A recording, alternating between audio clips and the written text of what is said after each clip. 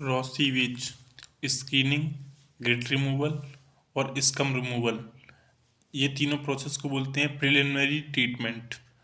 इसमें अगर primary sedimentation tank PST भी जोड़ते हैं तो इसे बोलते हैं प्री ट्रीटमेंट या पीएसटी या first degree treatment.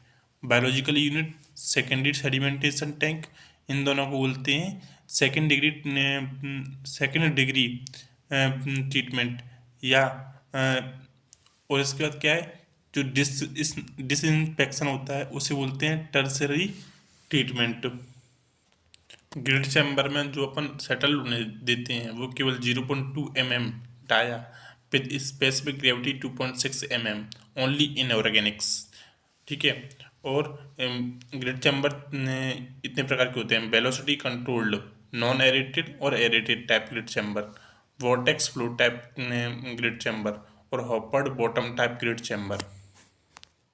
Design data of velocity control grit chamber. VH कितनी रखते हैं? 15 से 30 centimetre per second. Detention time less than 60 second.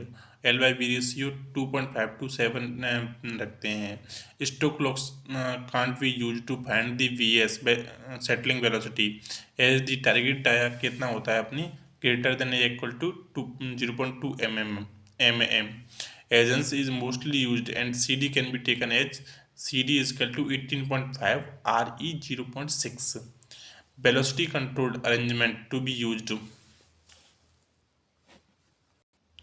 Length provided is 20 to 25% more than the length required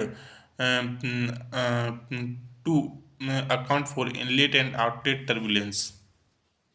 seals formula for scour velocity या फिर कहें horizontal velocity, जिससे कि बड़े बड़े ऑर्गेनिक पार्टिकल सेटल हो जाएं और छोटे छोटे भले ही चले जाएं, कोई दिक्कत नहीं है। तो ये चित्र बनाए V H is equal to 3 to 4.5 GD/GS-1 root over, usually फोड़ लेते हैं इसे। Detritus tank, detritus tank design किया जाता है, इसमें इनऑर्गेनिक्स पूरे सेटल हो जाने चाहिए, भले ही थोड़ी बहुत ऑर्गेनिक हो जाए कोई दिक्कत नहीं है। डेट्रीटस टैंक के लिए ऑल डिजाइन डेटा सेम है, बस इसके लिए वी एच का होती है 0.09 से 0.15 मीटर पर सेकेंड हो जाती है। और देखो डिटेंशन टाइम 3 to 4 मिनट हो गया, ठीक है। और V H is equal to 9 to 50 centimetre per second. हाँ वो तो कोई दिक्कत। All the commercial biological units are designed to work under aerobic conditions.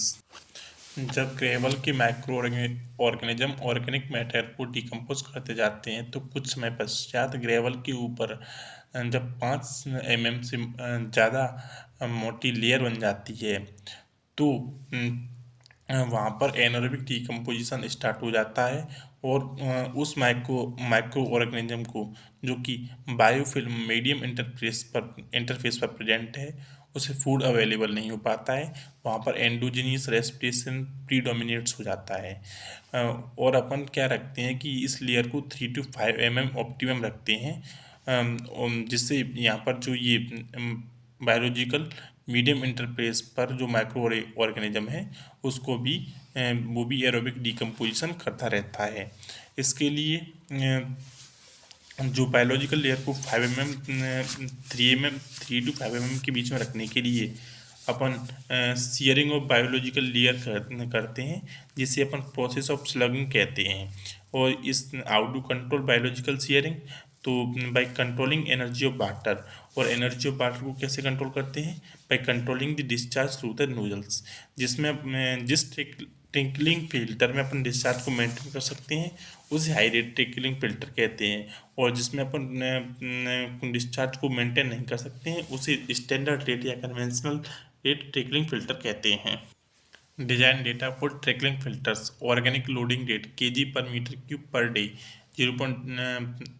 Standard rate trickling filter और हाई रेट ट्रिकलिंग फिल्टर 0.08 से 0.32 रखते हैं। 0.32 से 1.0 रखते हैं एक्सक्लूड रिसर्कुलेशन।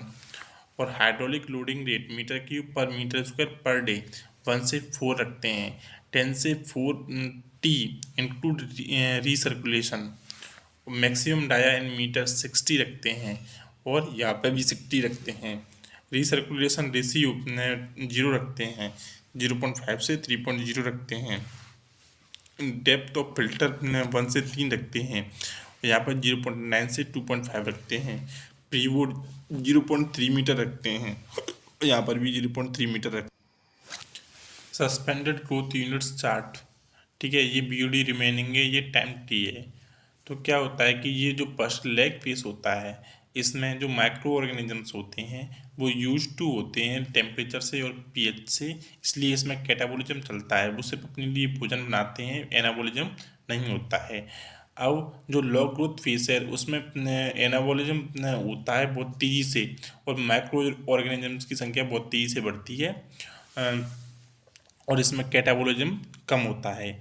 अब ये जो थर्ड फेस है, स्टेशनरी फेस, इसमें फूड की अवेलेबिलिटी कम होती जाती है। तो यहाँ पर क्या है, माइक्रो ऑर्गेनिजम्स की ग्रोथ रुक जाती है, स्टेशनरी हो जाती है। अब थर्ड फेस में क्या है, जो फूड की अवेलेबिलिटी कम होती जाती है, तो माइक्रो ऑर्गेनिजम्स में एंडोजीनियस रेस्पिरेशन स्टार्ट हो जाता है, जिससे माइक्रो ऑर्गेनिजम्स की संख्या घटने लगती है। ये फूड कर्व है, यानी BOD रिमेनिंग कर्व। ये बायोमास कर्व है, ये BOD कंजम्पशन कर्व है, ठीक है।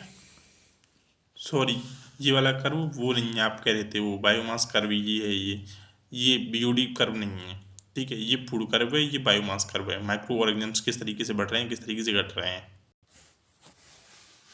एक्टिवेट स्लज प्रोसेस में क्या होता है कि decomposition of organic matter in aeration tank और settlement of sludge in aeration tank. दो अजम्पशन होती हैं कि डिकम्पोजिशन केवल एरेशन टैंक में होता है, सेटलमेंट टैंक में नहीं होता है, ठीक है। और X0 बायोमास इनकमिंग और आउटगोइंग बायोमास XE इज 0 होते हैं, ठीक है।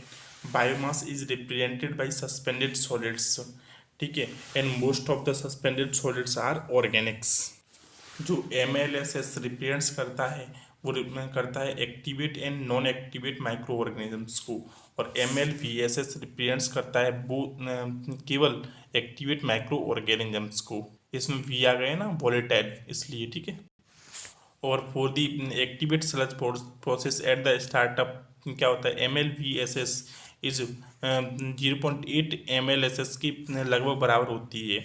और for the ASP at equilibrium पर क्या हो जाता है कि almost all micro organisms in the aeration tank are active. MLVSS is equal to MLSS हो जाती है लगभग। इम्पोर्टेंस और ऑफ FYM रेशियो क्या होता है, is the primary factor governing BOD removal.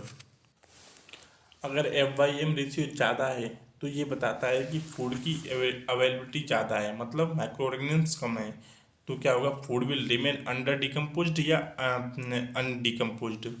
या FYM रेशियो कम है तो क्या हो गया कि फूड कम है और माइक्रो ऑर्गेनिजम्स क्या है, ज़्यादा हैं। तो क्या करेंगे, माइक्रो ऑर्गेनिजम्स अपने आप को खाने लग जाएंगे, यानी कि एंडोजीनियस मेटाबॉलिज्म हो जाएगा।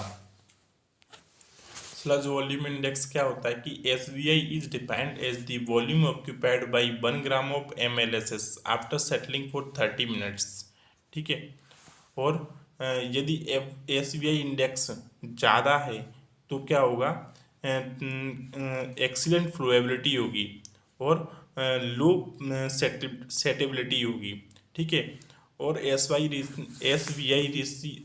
इंडेक्स के कम हैं तो क्या होगा, टेंस हो जाएगा ये। एक्सीलेंट सेटेबिलिटी होगी बट पुअर फ्लोएबिलिटी होगी। हमें क्या चाहिए, गुड सेटेबिलिटी और गुड फ्लोएबिलिटी, दोनों चीज़।